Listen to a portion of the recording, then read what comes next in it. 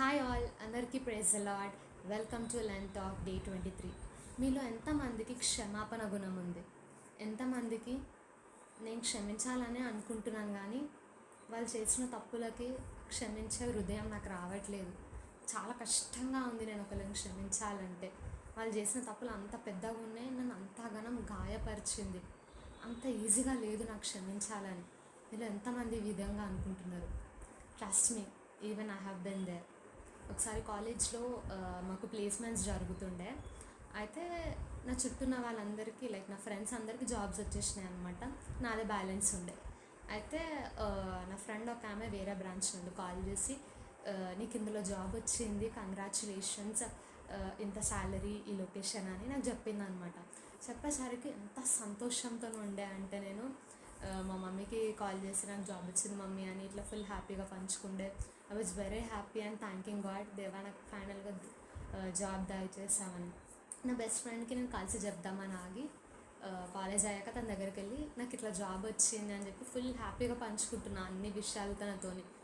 అయితే సడన్గా ఎవరైతే నాకు ఇలా కాల్ చేసి చెప్పినారో వాళ్ళు వచ్చి, I was just joking with you, it's a small prank, నీకు జాబ్ ఏం రాలేదు, గట్టిగా జోక్గా అట్లా చెప్పినాను, అయ్యో నిజంగా నమ్మేసినావా అని చెప్పి వాళ్ళు నాతో ఈ విధంగా మాట్లాడినారనమాట. ఎప్పుడైతే అదొక జోక్ అని చెప్పినారో నా హార్ట్ పగిలిపోయిందండి. ఐ కాంట్ ఎక్స్ప్రెస్ నాకు ఎంత బాధ అయిందో, ఎంత కోపం వచ్చిందో ఆ టైంలో. అస్సలు క్షమించలేకపోయినా ఆ పర్సన్ని.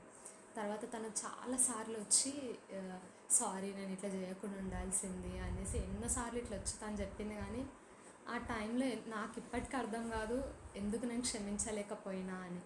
కొన్నిసార్లు కొన్ని సిచ్యువేషన్స్ ఎంత హార్డ్ ఉన్నాయంటే మనం క్షమించాలనుకున్నా కానీ అస్సలు క్షమించలేకపోతుంటాం.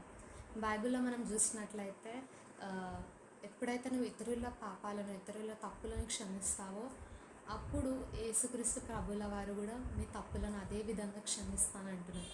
ఒకవేళ if you are not able to forgive others, then God will also not forgive your faults. And ఎప్పుడైతే మనం క్షమిస్తామో మన లోపల ద్వేషము, ఆ కోపం అనేది వెళ్ళిపోతుంది. మనకే చాలా లైట్ ఫీలింగ్ వస్తుంది. ఎప్పుడైతే we are able to forgive others కదా, అప్పుడే మనకు ఒక మనశ్శాంతి ఉంటుందండి. అప్పుడే మనం చాలా హ్యాపీగా ఉండగలుగుతాం.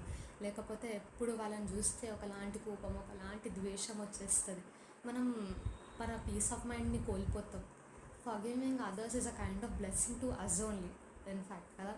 ఎప్పుడైతే నువ్వు క్షమిస్తావో అప్పుడే నువ్వు సంతోషంగా ఉండగలుగుతావు. అండ్ తిరిగి ఆ రిలేషన్ అనేది మళ్ళీ బిల్డ్ అవుతుంది. మనం బైబిల్లో స్టెఫెన్ గారిని చూస్తే తను చాలా